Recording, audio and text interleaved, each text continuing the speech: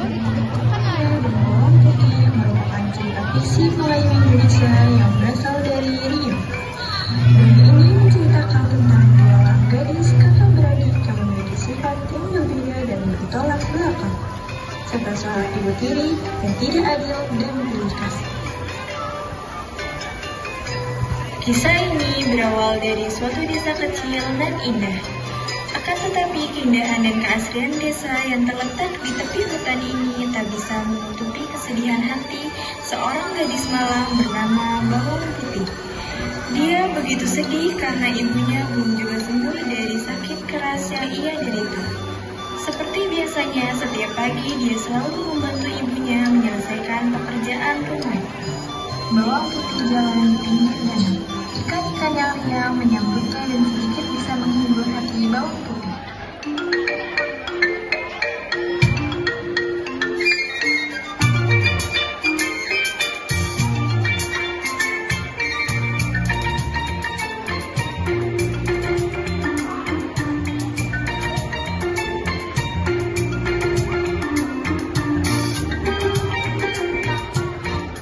Kini kita berada di sebuah rumah yang bersebelahan dengan rumah gadis tadi.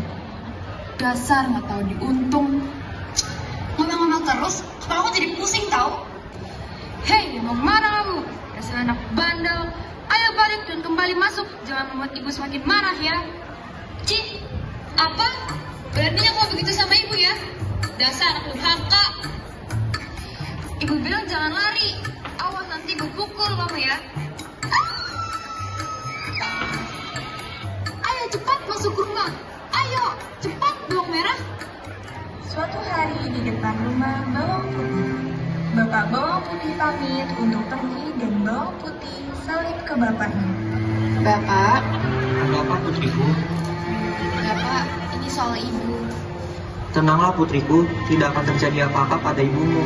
Percayalah pada bapak. Mendengar jawaban dari sang bapak, bertambahlah kesedihan gadis yang malang itu untuk melepas kepergian bapaknya yang ingin berdagang. Kini ia sendirian mengurusi ibunya. Ibu, Sayang, kamu jangan sedih melihat keadaan ibu. Ibu bangga mempunyai anak seperti kamu. Ibu mempunyai sesuatu buat kamu. Coba kau ambil kotak kecil di laci itu. Ibu harap barang tersebut dapat berguna untukmu.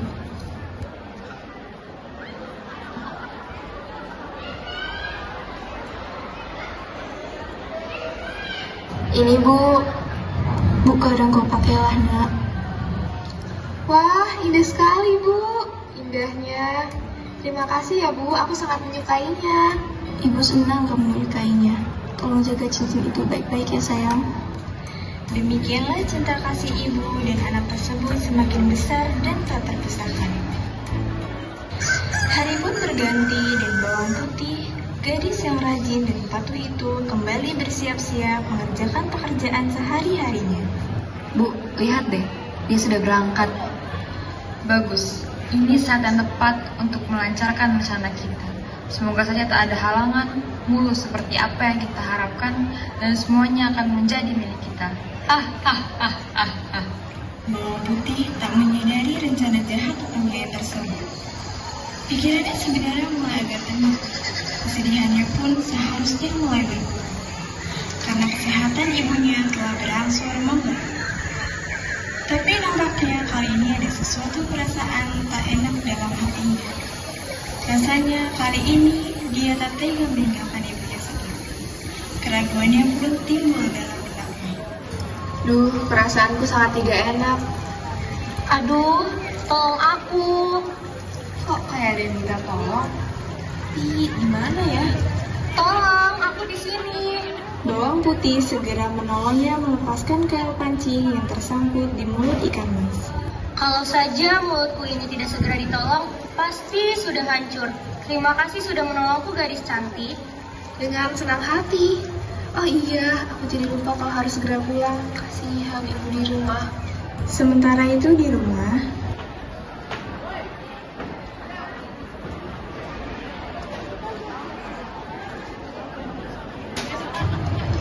Ayo bangun, Gimana mau sembuh kalau belum diminum jamunya, Bu? Terima kasih nak bawang merah, tadi pagi sudah minum jamu dan bawang putih sendiri yang membuatnya. Loh, tapi mana buktinya?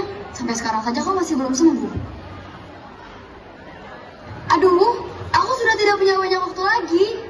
Bawang merah memberikan jamu tersebut secara paksa kepada ibu bawang putih dan segera pergi keluar. Tidak lama kemudian, bawang putih datang sambil membawa ikan hasil tangkapannya. Ibu, bawang putih pulang. Ibu, apa yang terjadi? Ibu bangun, Bu. Tiba-tiba bawang merah dan ibunya datang untuk menenangkan bawang putih yang sedang bersedih akan keadaan ibunya. Sudah, Nak, jangan terlalu bersedih. Kamu tidak sendirian kok. Bahkan, saya tidak keberatan untuk menjadi ibu penggantimu. Tenang saja, saya berjanji akan membuatmu lebih bahagia. Jadi, mari kita lupakan saja hal yang telah lalu. Iya, bawang putih, gak baik loh berlarut-larut dalam kesedihan. Apalagi kamu tinggal sendirian di rumah yang besar ini. Kalau kamu tidak keberatan, aku bersedia kok menjalanimu. Percayalah, aku dan ibuku akan selalu menjagamu. Wah, ibu senang atas kepulangan kalian berdua. Sekarang mari kita urusi ibumu yang malang ini, dan biarlah ayahmu saja yang akan mempersiapkan pemakamannya.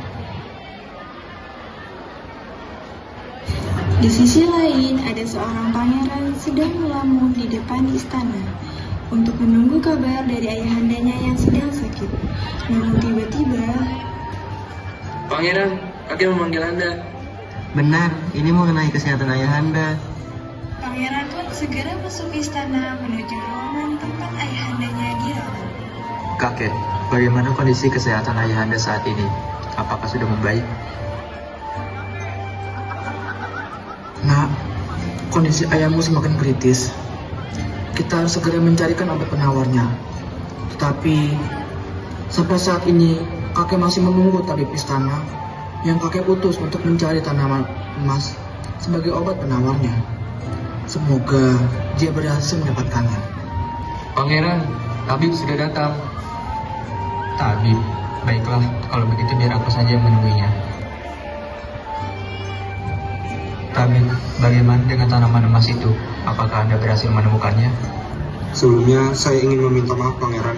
Hamba sudah mencari kemana-mana, tapi tetap tidak menemukannya. Kalau begitu, biar aku dan pengawalku saja yang mencari tanaman emas itu. Kalian berdua cepatlah berkemas sekarang. Sedangkan di rumah, tepatnya di meja makan, bawang putih bersama dengan bapaknya sedang berbincang-bincang sambil meminum wedang.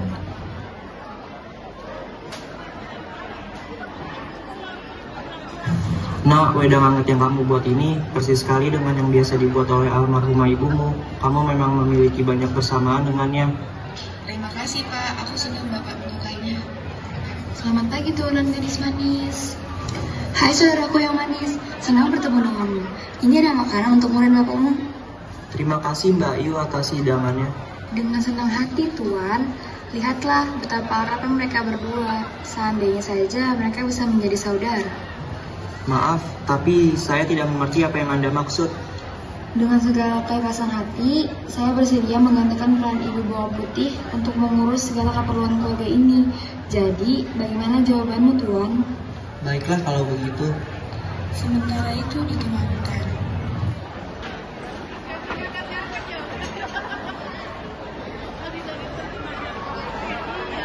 Wah, di sini indah banget ya pemandangannya. Iya ya, banyak ikannya juga. Hei kalian, kenapa diam saja? Ayo kita coba cari tanaman emas itu lagi. Tapi, kita mau cari di mana lagi, Tuan? Aduh, capek banget deh. Iya nih, dari tadi kita belum juga menemukan tanaman itu. Aku pun juga lelah, sama seperti kalian. Tapi ini semua demi kesembuhan ayahanda. Jadi kita harus segera menemukan tanaman emas itu.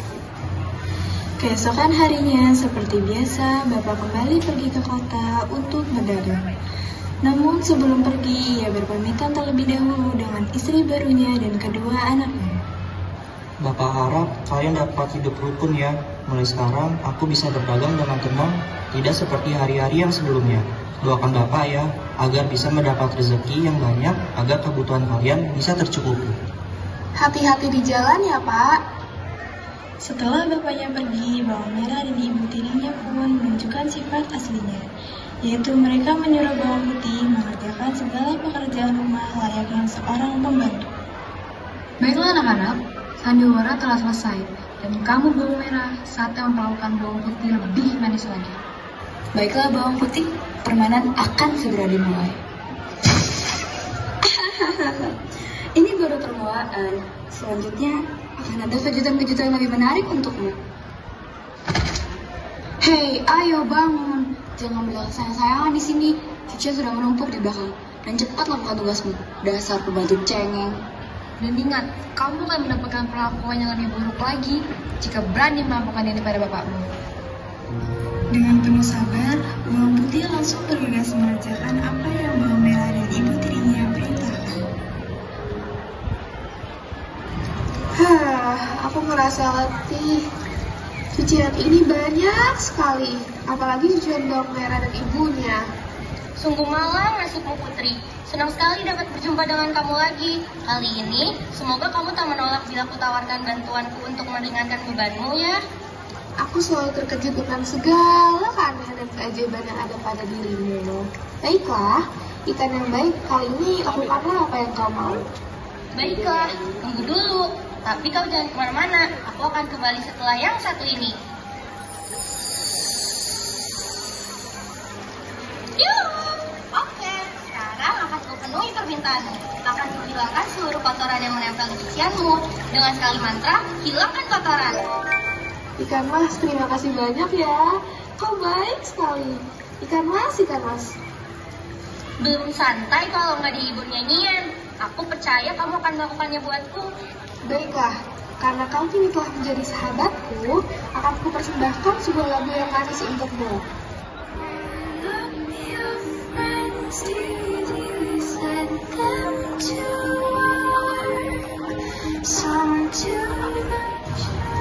Saat bawang putih sedang bernyanyi, tiba-tiba ada seorang pangeran. Suara itu bagus sekali, Paman. Benar, Pangeran. Suara itu bikin orang ingin tidur. Sebaiknya aku pulang, ikannya sudah tidur, dan aku takut jika terlambat, aku pasti akan dimarahi lagi oleh ibu. Tunggu, suara yang indah. Apakah tadi Anda yang menyanyikan lagu itu? Hei, tunggu. Lihatlah, pangeran kita sudah kembali. Bagaimana pangeran? Apa sudah ketemu dengan bidadari itu? Sudah. Ayo. Dia cantik dan polos, tapi mengecewakanku. Dia lari begitu saja, tanpa sempat kenal namanya. Bawang putih pun kembali ke rumahnya. Keesokan harinya, ia kembali lagi ke danau dan menceritakan harinya dengan ikan mas. Begitulah ikan mas, mereka semakin tidak punya perasaan kepadaku. Wah, mereka benar-benar kurang ajar ya. Tidak tahu diri. Seharusnya mereka kan tahu siapa Tuan Putri. Maksudku perbuatan mereka yang tidak tahu diri itu, contohnya bagaimana? Ya seperti kejadian kemarin itu. Mereka sudah berhasil merampas satu-satunya warisan ibuku, yaitu cincin emas kesayangan ibuku yang begitu indah. Aku sudah berusaha untuk mendapatkan hak milikku, tapi aku malah dimaki dan diusirnya. Kurang ajar. Kalau begitu, suruh saja mereka ke sini. Akan kuberi pelajaran mereka, dan akan kubalas perlakuan buruk mereka terhadapmu, Putri. Syat, jurus bangau. Baru kali ini aku melihat adik yang bisa bicara. Aduh, sakit. Kembalikan ia ke tempatnya. Jangan biarkan dia tersiksa begitu. Oh, rupanya kau ini berlagak seperti penyayang binatang. Tapi, bukankah dia memberiku pelajaran, bawang putih? Aku mohon kak, lepaskan dia. Dia bisa mati. Ikan ini akan aku bunuh jika kau berani melawanku. Kau tidak usah khawatir, bawang putih. Dia akan aku rawat baik-baik. Dan tunggu saja kejutan dariku. Di sisi lain, terdapat dua orang pengawal yang sedang tertidur pulas. Namun tiba-tiba, pangeran membangunkannya karena suatu hal. Paman, ayo kita berangkat sekarang. Paman, karena gimana pun juga, kita harus cepat-cepat mencari tanaman ajaib itu. Dan aku punya firasat, hari ini aku akan mendapatkannya. Sementara itu di rumah bawang putih,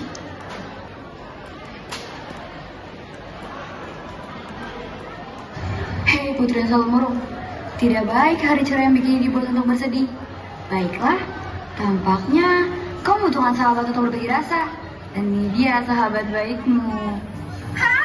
Ikan? Kau benar-benar kejam. Kau tidak punya rasa peri kemanusiaan. Kemudian pangeran mendatangi rumah bawang putih untuk mendapatkan tanaman yang sedang ia cari. Mimpikah aku? Seorang pangeran datang. Hai pangeran yang gagah, sungguh satu kehormatan pangeran berkunjung ke rumah kami. Apakah ada yang bisa... Hai, aku turut berduka dan berbelasungkawa. Apakah yang kau kuburkan itu sahabatmu? Hai, tunggu. Aku tidak bermaksud jahat kepadamu. Aku hanya ingin berkenalan denganmu. Minggir, Paman. Putri yang manis, kalau Putri tidak keberatan, aku ingin tahu. Sudikah kiranya Putri menyebutkan siapa nama Putri yang sebenarnya? Dia adalah pembantuku. Sungguh hina kalau pangeran yang tampan dan gagah seperti Anda harus berkenalan dengan pembantu murahan seperti ini. Bawang putih, cepat masuk ke rumah karena masih banyak pekerjaan yang menunggumu. Maaf, tampaknya kami tidak bisa lama-lama di sini karena kami harus melanjutkan perjalanan kami. Apakah tidak sebaiknya Anda singgah dulu sebentar untuk mencicipi hasil masakan anakku? Tidak usah, terima kasih. Saat pangeran dan pengawal hendak meninggalkan rumah bawang putih, tiba-tiba tanaman itu tumbuh dengan sendirinya. Paman, lihatlah. Aku yakin sekali, ini pasti tanaman yang kita cari. Benar, Pangeran.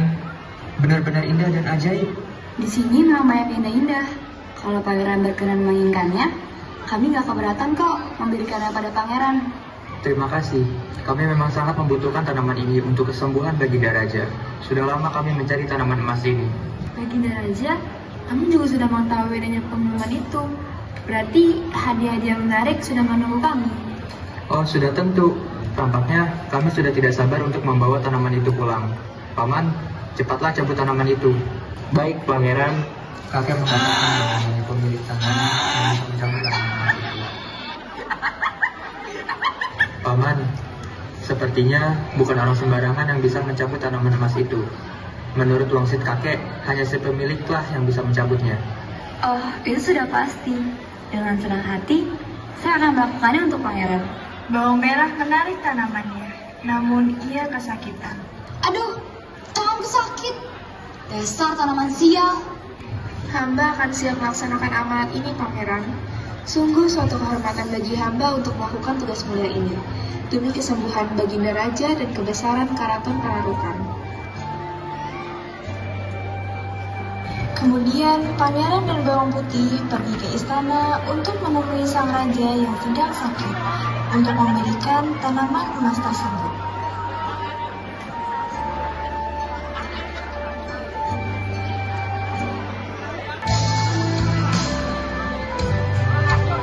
Silakan diminum, Baginda Raja.